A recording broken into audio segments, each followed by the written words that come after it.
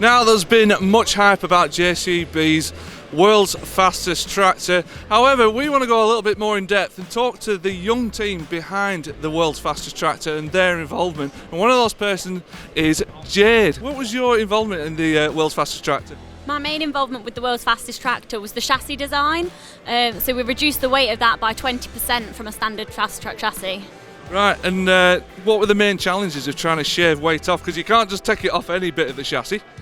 We had to look into where the weight was needed to maintain the strength. So I did a lot of work with the structure specialists at JCB and looking at where we felt you wouldn't need it due to the load cases and investigating where we definitely need to maintain it. Because obviously for a straight line and not ploughing, it's a little bit different from when you're dragging it through a field and it's going to be using a lot more hours and things. So we had to investigate that. Yeah. So did you get to break things as well in the process? No, didn't break them. We did it all on the computer on CAD and stuff initially, and then we were testing it like when we raced the machine. And what was the experience like working on this project? It's been a really interesting experience. So early on in my career, for saying I started at JCB in 2016, and then 2.5 years later it was like, do you want to work on the world's fastest tractor project? And how long did you have to think about answering that question? Less than 2 seconds.